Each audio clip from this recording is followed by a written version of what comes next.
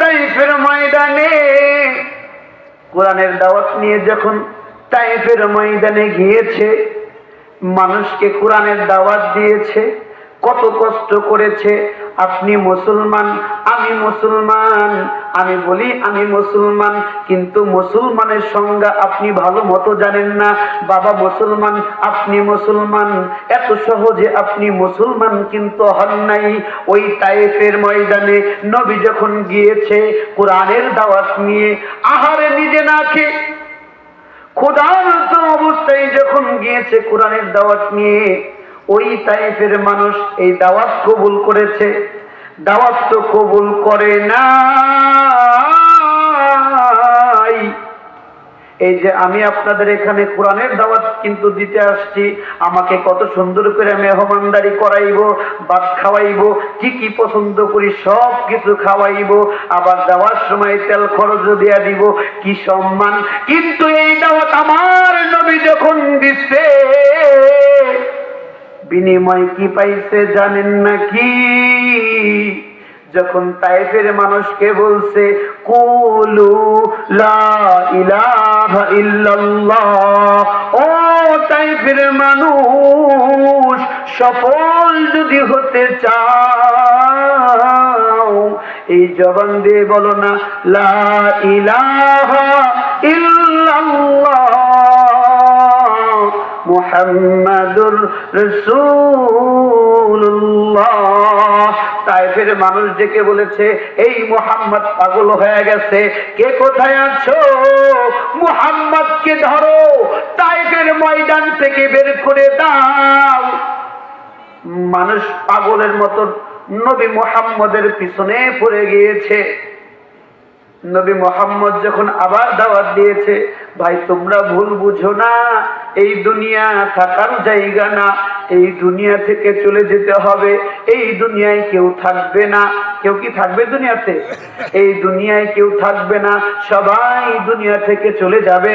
তোমরা আমাকে ভুল বুঝো না, তোমরা শুধু বলো লা ইলাহা ইল্লাল্লাহ, আল্লাহ ছাড়া কোনো রব নাই, মুহাম্মাদুর রাসূলুল্লাহ, আমি মুহাম্মদ আল্লাহর পক্ষ থেকে রাসূল। তায়েফের কাফেররা পাগল হয়ে গেছে। আল্লাহকে যদি রব হিসাবে মানি, তাহলে তো আমাদের নেতাগিরি থাকবে না, আমাদের পাওয়ার শেষ হয়ে যাবে। তায়েফের ছোট্ট ছোট্ট সন্তান, দুষ্ট সন্তানদেরকে লেলিয়ে দিয়েছে, কে কোথায় আছো? এই যে মুহাম্মদ, এই মুহাম্মদকে মারো, তায়েফের ময়দান থেকে বের করে দাও। আহারে আমার নবী যখন তায়েফের ময়দানে দাওয়াত দিয়েছে, ও শাওলাতের মুসলমান, যারা নবীকে ভালোবাসো, যাদের কলিজায় নবীর প্রেম আছে, যারা নিজের চাইতেও নবীকে ভালোবাসো, চোখটা বন্ধ কইরা পারলে কান্না না আসলেও কান্নার ভান করে আল্লাহর কাছে মাপ চাইও, কেননা নবী মুহাম্মদের প্রেম এই দুনিয়ায় আল্লাহর কাছে সবচাইতে দামি। কথা বলেন ঠিক কিনা? নবীকে কেমন কষ্ট দিয়েছে রে ভাই। নবী যখন বলেছে কালেমা পড়ো, নবীর অন্য কোনো দোষ নাই, ওই বড় বড় পাথরের ঢেল নিক্ষেপ করেছে। ঢেল যখন নিক্ষেপ করেছে, রাসূলের এই শরীরের উপরে ঢেল লেগেছে, আমার নবীর এই শরীর থেকে রক্ত বের হয়ে গেছে। নবী তারপরেও বলে তোমরা আমাকে মেরেছ, কোনো দুঃখ নাই, তারপরেও বলো না লা ইলাহা ইল্লাল্লাহ। আবার ঢেল মেরেছে, পিঠে লেগেছে, হাতে লেগেছে, নবী আমার রক্তাক্ত হয়ে গেছে। আরে আমার নবীর রক্ত পা দিয়ে ঝরঝর করে পড়তে শুরু করে দিয়েছে। শাওলাতের মুসলমান, তারপরেও নবী বলে লা ইলাহা ইল্লাল্লাহ। পিছন থেকে বড় একটা পাথর, এই পাথরটাকে যখন নিক্ষেপ করেছেন, নবী মুহাম্মদ দেখে নাই। আমার ভাইরা, আমার বন্ধুরা রে, ওই পাথর যখন আমার নবীর চোখ বরাবর এসে লাগলো, বিশ্ব নবী পাথরটা লাগার সঙ্গে সঙ্গে ভলকানি দিয়ে রক্ত বের হয়ে গিয়ে আমার নবীর হুঁশ নাই, আমার নবী জমিনে পড়ে গেছে, আমার নবীর জ্ঞান নাই। আবার যখন ঘন্টা খানিক পরে জ্ঞান ফিরছে, আবার আমার নবী উঠে দাঁড়াইছে। উঠে দাঁড়ানোর পরে আবার ডেকে বলে, তায়েববাসী, মারছো কোনো দুঃখ নাই, একবার বলো লা ইলাহা ইল্লাল্লাহ, আল্লাহু আকবার। আবার ডেল নিক্ষেপ করছে তিনবার আপনার নবী, আমার নবী পাথরের নিক্ষেপ খেয়ে জমিনে পড়ে গেছে। লাস্ট যখন আমার নবীকে ডেল দিচ্ছে, নবীর মাথায় লাগছে।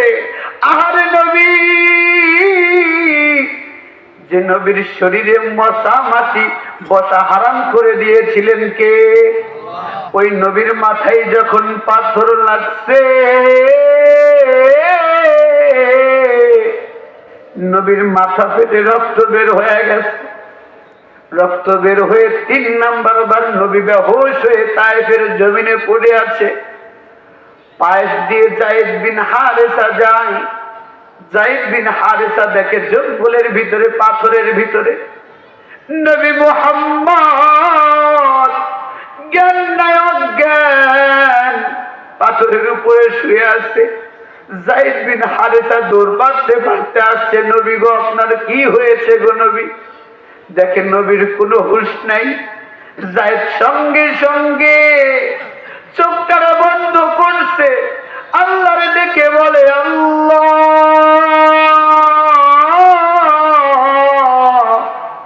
তুমি এটা কি করলা? আমার কলিজার নবী মুহাম্মদকে তুমি উঠাই নিয়ে গেলা। ও আল্লাহ, যে দুনিয়াতে নবী নাই, ওই দুনিয়ায় আমি যায়েদ কিভাবে থাকবো গো আল্লাহ? যায়েদ কাঁপতে শুরু করছে। যায়েদের চোখের পানি যখন গড়গড়ায়া পড়ে, যায়েদের পানি নবীর ঠোঁটের উপরে গিয়া পড়ছে। যখন ঠোঁটের উপরে গিয়া পড়ছে, নবী কেমন যেন মুখ দিয়ে বলে, একটু পানি দাও, কে কোথায় আছো, একটু পানি দাও। যায়েদ বলে, না, নবী তো আমার মরে নাই, নবীর তো জ্ঞান ফিরে আসে। তায়েফবাসীর কাছে যায়েদ বিন হারেসা দৌড়াইতে শুরু করছে, ও তায়েফের মানুষ, দিবানি একটু পানি, নবী মুহাম্মদের নামে একটু পানি দিবানি, একটু পানি যদি দাও, এই পানি খেয়ে নবীর কলিজা ঠান্ডা হয়ে যাবে। তায়েফের মানুষ এক ফোঁটা পানি দেয় নাই। যায়েদ দৌড় পারতে পারতে আসছে, কোথায় পাবো পানি? নবী মুহাম্মদের নামে তো কেউ পানি দেয় না, নবী মুহাম্মদের নামে পানি নাই, নবী মুহাম্মদের নামে পানি নাই। পাশ দিয়ে একটা কাফের দৌড়াইতে আসছে, এই যায়েদ, তোর নবী এখনো কিন্তু বাঁচা আছে, কিন্তু এই তায়েফের ময়দান ছেড়ে নবীকে যদি সরাই না নিয়ে যাস, ওই মুহাম্মদকে জিন্দা মেরে কবরের ভিতরে রেখে দেব। নাউজুবিল্লাহ। যায়েদ জলদি করে নবী মুহাম্মদকে কোলের ভিতরে তুলছে। নবী মুহাম্মদকে কোলে কিনে নিয়ে নাখলা নামক খেজুরের বাগানে গিয়েছে। খেজুরের বাগানে যাওয়ার পর নবী মুহাম্মদ দিকে বলে, পানি, একটু পানির ব্যবস্থা করো। যায়েদ দেখে বলে, নবী, আপনি যদি আল্লাহরে কোন, আল্লাহ তো আপনার জন্য সব করতে পারে। আপনি যদি পাথরে হাত দেন, পাথরটাকে সোনা বানাই দিতে পারেন কে? একটু আওয়াজ দিয়ে বলেন না কে? ও নবী, আপনার নামে তায়েফের মানুষ পানি কিন্তু আমার দেয় নাই। নবী কোনো কথা বলতে পারে না, নবী ইশারা দিয়ে দেখায়, ওই যে দেখো একটা কাফের পাশ দিয়ে একটা ছাগল নিয়ে যায়, ওই ছাগলটাকে ধরো আমার কাছে আনো। কাফের রে ধরছে, যায়েদ বলে একটু এই দিকে আসো, এই কাফের ছাগলটা নিয়ে যায়। এখন নবী ডেকে বলে, যায়েদকে বলে এই ছাগলের একটু দুধ আমাকে খাইতে দাও। এখন যায়েদ বলে, ও ভাই, নবী মুহাম্মাদের নামে একটু দুধ তোমার ছাগলের দাও। নবী মুহাম্মদ খেয়ে তার কলিজা ঠান্ডা হয়ে যাবে, আল্লাহর কাছে তোমার জন্য দোয়া করবে। কাফের ডেকে বলে, সুযোগ পাইছি, এই সুযোগ হাতছাড়া করা যাবে না। যায়েদকে ডেকে বলে, ও যায়েদ, আমি তোমাকে দুধ দিতে পারি একটা শর্তে। বলে কি শর্ত? বলে আমি তোমাকে দুধ দেব, এই দুধ তোমাদের নিজেদের বের করে নিতে হবে। তোমরা যদি দুধ বের করে নিয়ে যেতে পারো তাহলে দুধ খাইবা, আর যদি দুধ বের করতে না পারো তাহলে আমি কাফের যা বলবো তাই মানতে হবে। এখন কাফের মনে মনে চিন্তা করে, বুদ্ধি তো পাইছি, কেননা কাফের জানে আমার ছাগল তো এখনো বাচ্চা দেয় নাই, এই ছাগলের দুধ তো হবে, এটা তো দুনিয়ার নিয়ম, এই ছাগলের দুধ হবে না।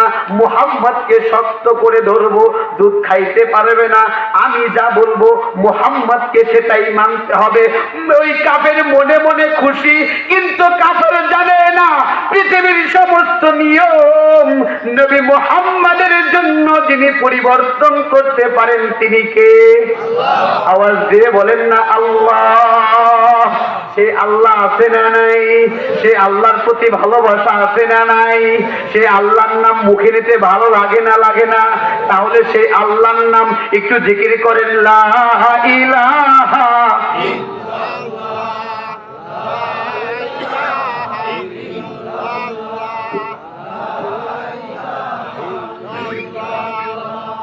লা ইলাহা লা ইলাহা ইল্লাল্লাহ, লা ইলাহা লা ইলাহা।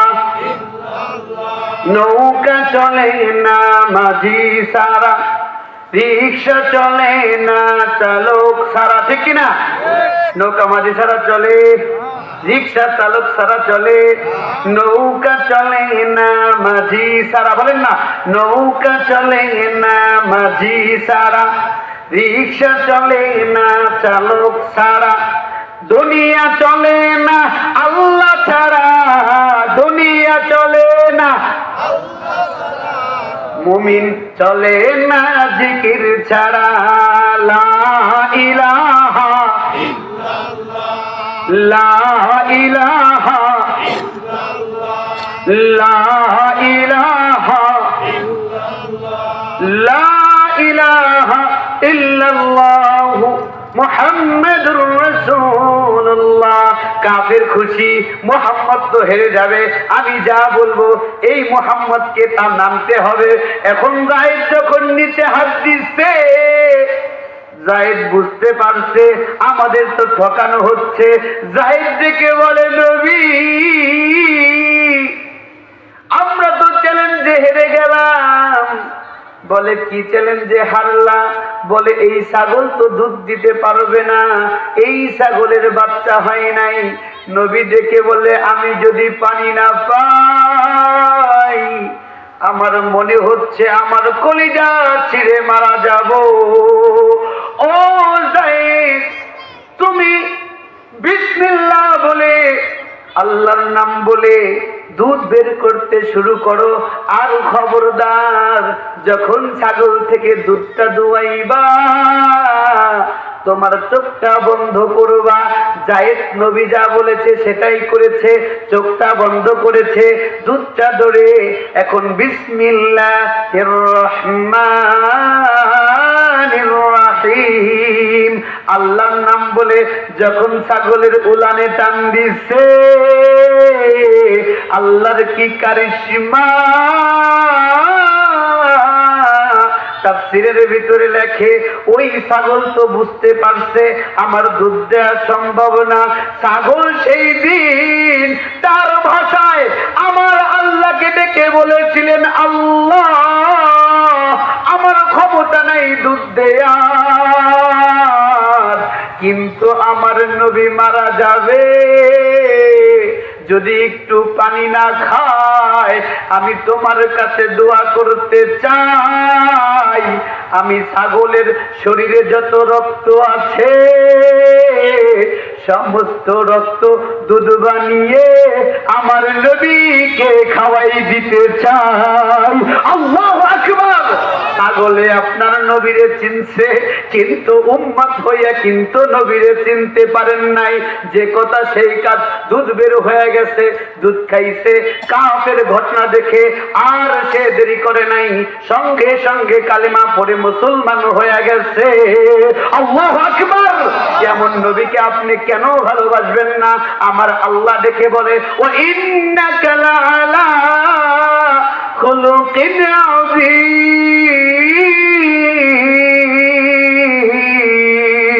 আল্লাহু আকবার! এই নবীর চরিত্রের, এই নবীর জিন্দেগির দায়িত্ব জিম্মাদার নিয়েছেন কে? এই নবীকে আপনি কেন ভালোবাসবেন না? আসুন আর একটু ভালোবাসার কথা বলে যাই। কষ্ট হচ্ছে নাকি?